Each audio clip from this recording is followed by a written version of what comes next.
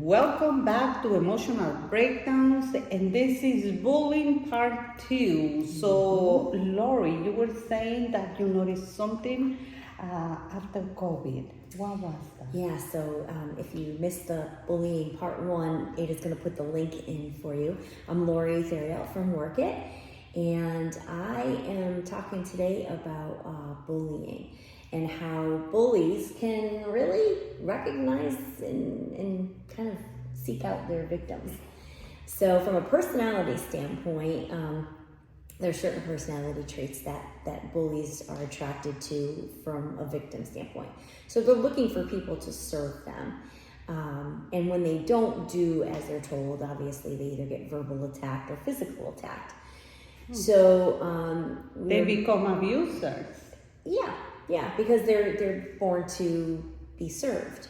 And during COVID, these people can go anywhere with masks, right? Right. Well, bullies don't tend to really like to follow rules, so they were probably not wearing masks all the time. But you know, in a world where we're coming out of wearing masks, there's still, I don't know about you, Ada, but do you still see some people wearing masks? Oh yes. Yeah. Yes. So those, it's like I a get prime target. terrified. It's a prime target. I get terrified. So you will say victims are the ones that will. I'm saying that victims are usually fearful, so they will have nightmares that they are being attacked. They will have nightmares about abuse. They will be the ones to possibly wear masks still, even though they don't need to, only because they feel like they're hiding behind some kind of shield. And what people don't realize and parents don't realize is that is a perfect scenario for bullies to actually identify people who are weak. And it's not that I'm saying you're weak by wearing a mask. I'm just saying when you're wearing a mask and you don't need to wear a mask, take in some oxygen. Make eye contact. In the last video, I said making eye contact is a very important thing that will push away bullies. And the body language is the body language because, you know, your body talks. And really unconsciously, we humans are reading other humans. Because if you see somebody walking, not like this is the power pose, right? Why is it the power pose? Because you're showing some power. But if you walk and you sit and you're like this, your body with a mask on. With a mask, or you're like this behind the mask, you know, that's body language that to a bully. And we were saying, you know, we are bullies. People is like, oh my God, you're so sweet. How can you be a bully? And it's because I can talk, I can be direct, I can be hurtful, you know, as I can be love and everything. But I'm an old person, and I have trained myself not to be that. Because really, just like this morning I was, you know, doing things, and then, you know, my boyfriend calls me, and I do a joke when I'm being a bully. And you know, the satisfaction that I felt of being a bully, it's like that is the satisfaction that a bully is looking, because it's almost like you get addicted to that, right? So can you imagine the people who is sick, mental problems, and being bullies out there? That's why we're doing this, because we want to pinpoint, you know, characteristic of a bully, but also a victim, right? Yeah, and also to try to help parents get through the educational process. So if you're a parent and you give birth to somebody who is born to be served, and that could be a girl or a boy, it takes a lot of understanding on how to finish raising a 10-year-old who's running your household. Yes, right? And I've seen a lot of those. Because, and people will think it's so normal. Oh, it's her personality. Oh, yeah, she's a boss lady. Oh, yeah, he's like that. I'm like, he is, but you need to put boundaries. You need to show these kids a kind of education on how to respect human, because they can be abusers not only of humans, they can abuse animals. Right? Yeah, again, you know, there's anger built up possibly in a bully. Like Ada mentioned in the previous video, Ada and I are bullies to the bullies. So as soon as we sense that there is aggressive behavior or victimization about ready to take place, we can intercept very quickly. We can intercept very quickly. If it's already started, we will still intercept and end it. We advocate for victims.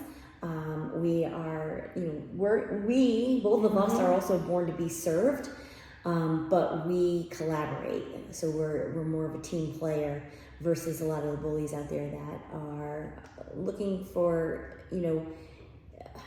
being the king or the queen without being grateful. Yes, and you know what? All these things, the way you talk, Lori, there is a lot of language that you use that maybe people, watching these videos are not familiar with. But when you talk about personality, there is so many things involved that I really invite people out there. If you have kids, and you spend money in a lot of things like games or gifts or whatever, spend your money in a personality test. I've seen kids as young as 9 and 10 years old with Lori, and I see them grow. Some of them are already 15, 16, and the change it makes knowing as a father how to help your kids depending on their personality. That sometimes you look for doctors, professionals, everything. You can become the professional, bringing the professional, but knowing your kid, your personality should be like number one in your priority list before even college, right? Yeah, and then once you've put your child through a personality assessment and possibly even a life plan, which is what I do, you've now redirected that child who is born to be served and running your household. You're now directing their energy into something that's a lot more productive and based on fulfilling their future desires. So if that makes sense, and I think I was clear on that, is redirect your child's energy to things that are going to serve their purpose in life. But first you got to identify what their purpose in life is. A lot of parents don't understand that it can be done as young as 10 years old to find your purpose in life. And talking about purpose, we think that sometimes it's just to make something really big in life and so special, and it doesn't really have to be like that. Sometimes it's so simple. Like for me, knowing that I like feet. and knowing that through my personality test that I'm a teacher, I'm an entrepreneur, I'm a lot of things. But between all that, if I can combine feet with any of that, oh my God, that makes me happy. So finding your passion doesn't have to be you have to be a well-recognized doctor or a lawyer. No, it can be simple things in life, and those skills, Lori can help you find them. Like I always tell her, I have phrases where I say, if I would've, but then would've doesn't exist, and the time she came into my life, it was the perfect time. And it really helped me it had helped me through my professional life and personal life. Very important. And as a mother, as a parent, it had helped me not to worry about my children. At any age, help them put in boundaries or understanding their personality. If my daughter is quiet, she needs her time alone. It's not nothing that it's out of the normal. It's just her personality needs more time because she's not a people person. Yeah, so you have a daughter who respects independent study. So she's a lifelong learner. She loves the library. So being able to give you tools and understanding of how much space to give your daughter it's a gift. And I help people finish raising their kids from 10 on, and I'm happy to do that for you.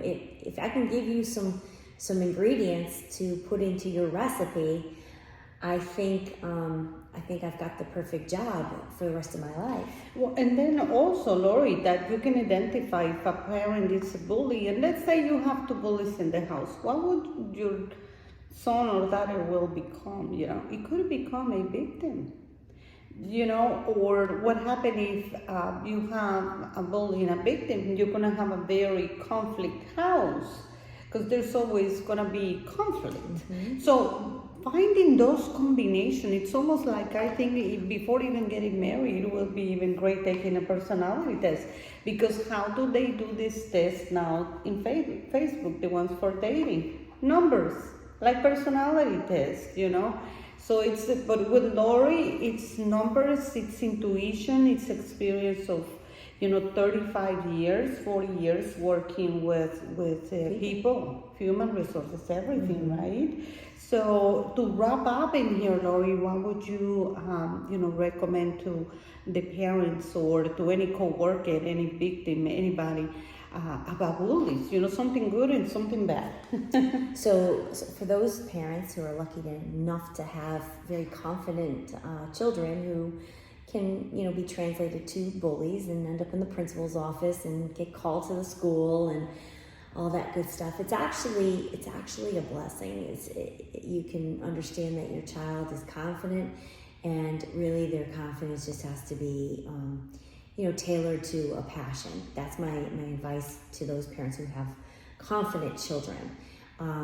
There are a lot more parents out there that have more children that are victims. And since bullying is a big term that schools use nowadays, it makes you question whether or not your child has been bullied, because parents tend to want to go on the defensive immediately. Now, Ada and I both know that in the world today, there are a lot of children out there that don't have thick enough skin. So, and COVID did not help that by keeping them home. So being able to be teased and be able to get home that night and get over it is lacking, because that teasing could end up being called bullying. And I wouldn't put the two things into the same category, because you do need some kind of resistance to people who think they're funny. Yes, and this comes to me because I'm very funny, but I can be also very sarcastic. And that's where the bullying comes, when you start trying to, like, for example, get something out of that. Like I was talking, if you're going to see a quiet person, that you have to watch quiet people, because they can be victims if they don't have a voice, right? So it's really good that you're saying about that. Yeah, and for the parents that have children that they believe have been victimized, or the children themselves believe they've been victimized, which I'm seeing both things pretty clearly lately.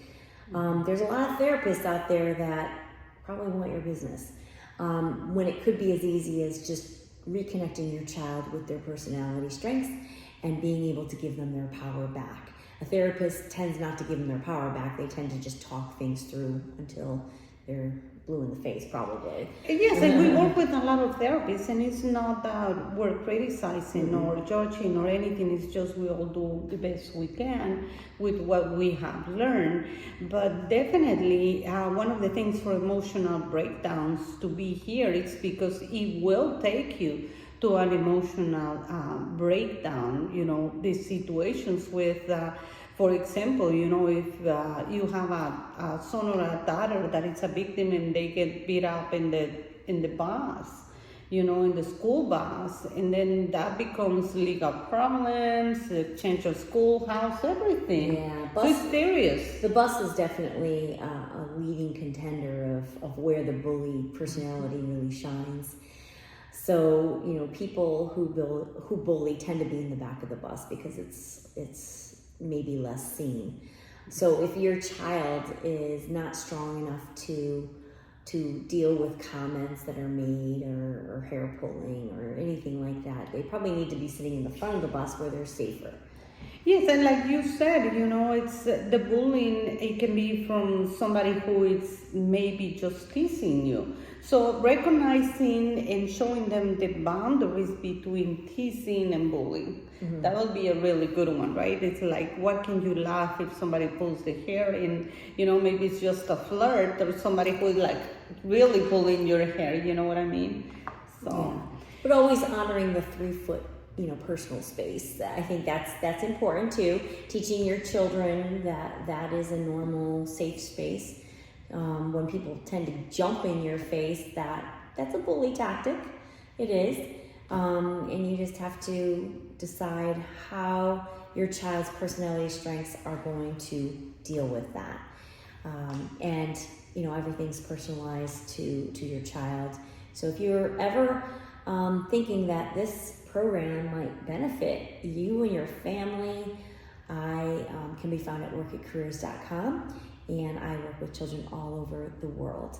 So I look forward to hearing from you about people that in your life that are bullies or have been bullied.